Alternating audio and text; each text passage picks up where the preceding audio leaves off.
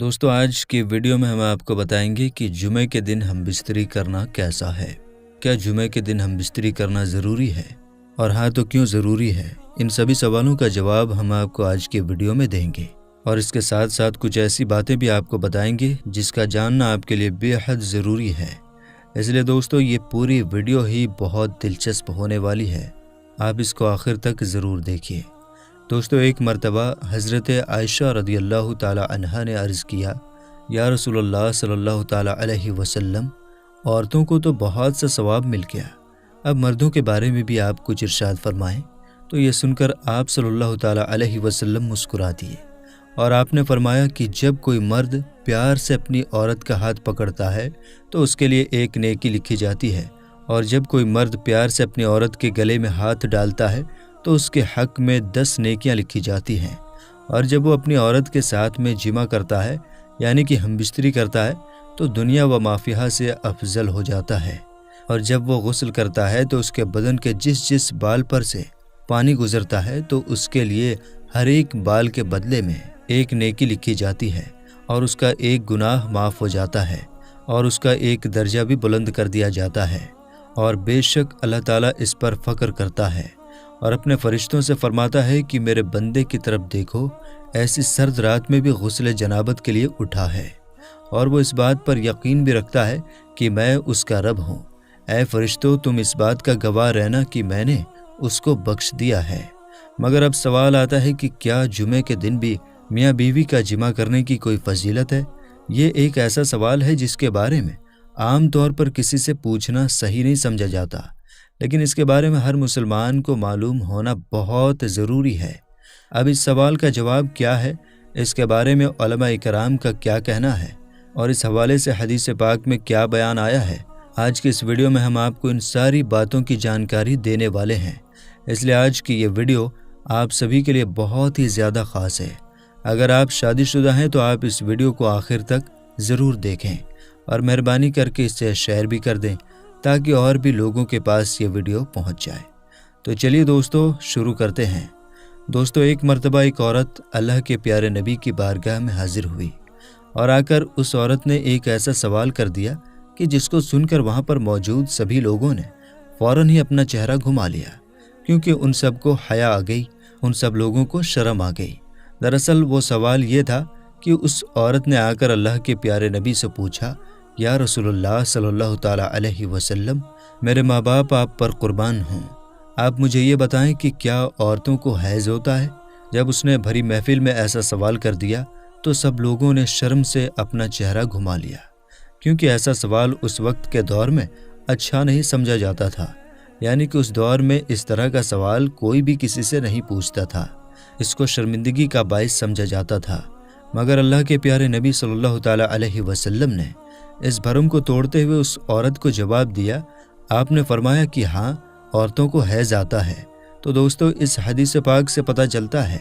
कि इस्लाम के अंदर इस तरह के सवाल करने में कोई हर्ज नहीं है जिनका ताल्लुक किसी भी तरह से जिस्मानी कैफियत के साथ हो। ऐसे सवाल पूछने में इंसान को कभी भी शर्म या आड़ नहीं करनी चाहिए, क्योंकि शर्म या आड़ के चक्कर में कई बार इंसान ऐसे बहुत सारी नेमतों से महरूम रह जाता है जिनका उसको सवाब मिलना होता है। और दोस्तों लोगों में ये भी बात बहुत मशहूर है कि जुमे के दिन बीवी से हमबिस्तरी करने की कोई ख़ास अहमियत नहीं है, इसका कोई भी सवाब नहीं है। तो हम आपको बता दें कि ऐसा कहना गलत होगा, क्योंकि इस हवाले से एक रिवायत का जिक्र किया जाता है, और वो रिवायत ये है कि हज़रत अबू हुरैरा रदियल्लाहु ताला अन्हु से रिवायत है कि अल्लाह के प्यारे नबी सल्लल्लाहु ताला अलैहि वसल्लम ने इरशाद फरमाया कि अगर तुम में से कोई परेशान हाल है, कोई परेशान हो गया है, तो उसको चाहिए कि वो अपनी बीवी के साथ हर जुमे को हमबिस्तरी करे, क्योंकि उसका एक अज्र गुस्ल करने का है और दूसरी उसकी बीवी के गुस्ल करने का है। अल्लाह के प्यारे नबी सल्लल्लाहु ताला अलैहि वसल्लम ने फरमाया कि इस हदीस पाक के मुताबिक जो शख्स जुमे के दिन जनाबत के गुस्ल को पूरे एहतमाम के साथ में गुस्ल करता है और फिर पहली फुर्सत में मस्जिद जाता है, तो गोया कि उसने अल्लाह की खुशनुदी हासिल कर ली और उसने एक ऊँटनी की कुर्बानी कर दी। इसी तरह से अगर कोई दूसरी फुर्सत में मस्जिद में जाता है तो गोया कि उसने एक बैल की कुर्बानी दे दी, और अगर कोई तीसरी फुर्सत में मस्जिद में जाता है تو گویا کہ اس نے ایک مینڈھا قربان کر دیا، اور اگر کوئی چوتھی فرصت میں جاتا ہے تو گویا کہ اس نے ایک مرغی کی قربانی دی، اور اگر کوئی پانچویں فرصت میں جاتا ہے تو گویا کہ اس نے ایک انڈے سے خدا کی خوشنودی حاصل کر لی۔ اور پھر جب مسجد کا امام خطبے کے لیے نکل آتا ہے تو پھر فرشتے خطبے میں شریک ہو کر خطبہ سننے لگ جاتے ہیں۔ تو اس حدیث پاک کے مطابق یہ کہا جاتا ہے کہ اس میں غسل جنابت کا ذکر ہے، اور غسل جنابت جمعہ کے بعد ہی کیا جاتا ہے، لہٰذا یہ حدیث جمعے کے دن بیوی سے ہم بستری کرنے کی دلیل ہے۔ اس لیے جو شخص جمع کرنے کی طاقت رکھتا ہے تو اس کو ضرور کرنا چاہیے، اور اگر کوئی یہ طاقت نہیں رکھتا تو اللہ پاک کسی بھی شخص پر ایسا بوجھ کبھی نہیں ڈالتا جس کو وہ اٹھانے کے قابل نہ ہوتا ہے۔ دوستو، اب بات کرتے ہیں کہ رمضان کے مہینے میں ہم بستری کرنے کے بارے میں کیا ذکر آیا ہے، کیونکہ ہمارے معاشرے میں رمضان کے مہینے میں ہم بستری کو لے کر بھی بہت ساری باتیں پھیلی ہوئی ہیں۔ اکثر لوگ اس کے بارے میں پوچھتے رہتے ہیں کہ کیا وہ رمضان کے مہینے میں اپنی بیوی کے ساتھ میں جمع کر سکتے ہیں، کیونکہ ایسے لوگ سمجھتے ہیں کہ رمضان کے مہینے میں ہم بستری کرنا حرام اور ناجائز ہے۔ ایسے لوگ رمضان کے مہینے میں ہم بستری کو ایک بہت بڑا گناہ سمجھتے ہیں، لیکن ہم آپ کو حدیث پاک کی روشنی میں بتا دیتے ہیں کہ رمضان کے مہینے میں بیوی کے ساتھ ہم بستری کرنا حرام اور ناجائز نہیں ہے۔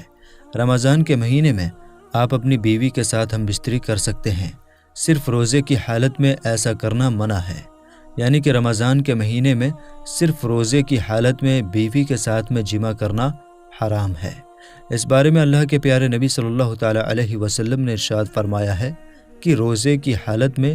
اپنی بیویوں سے دور رہو، یعنی کہ روزے کی حالت میں جمع نہ کرو، اس سے روزہ بھی ٹوٹ جائے گا اور ایسا کرنے والوں کو اللہ کی طرف سے سخت عذاب بھی ہوگا۔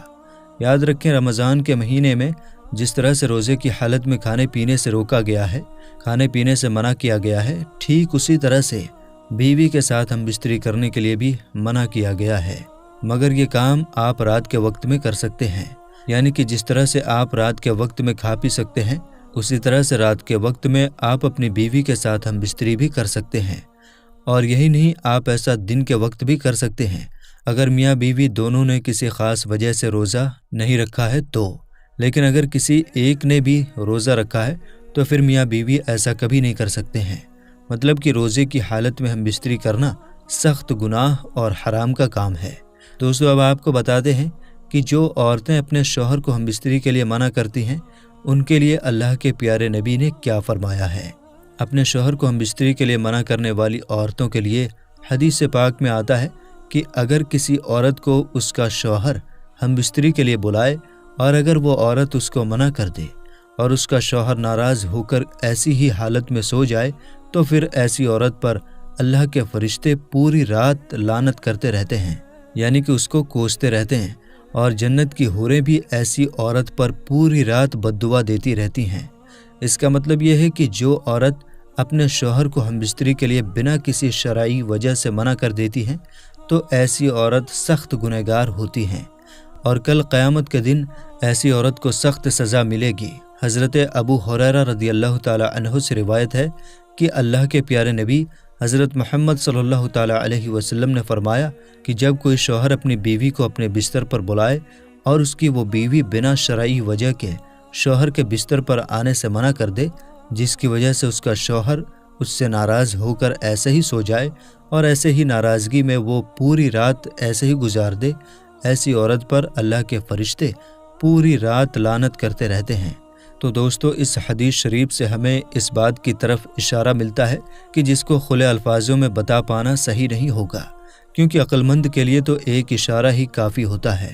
اس لیے عورتیں اس بات کے بارے میں اچھی طرح سے سمجھ گئی ہوں گی اور بغیر کسی خاص وجہ کے وہ اپنے شوہر کو کبھی بھی ناراض نہیں کریں گی، اور جو عورت اپنے شوہر کا کہنا نہیں مانتی ہے وہ اس حدیث شریف کو سن کر نصیحت بھی حاصل کریں گی۔ امید کرتے ہیں کہ آج کی ہماری یہ ویڈیو آپ کو اچھی لگی ہوگی۔ پسند آئی ہو تو اسے دل سے ایک لائک ضرور کر دیں، اور مہربانی کر کے اسے شیئر بھی کر دیں تاکہ اور بھی لوگوں کے پاس یہ ویڈیو پہنچ جائے۔ ملیں گے انشاءاللہ تعالیٰ اگلی ویڈیو میں۔ السلام علیکم، اللہ حافظ۔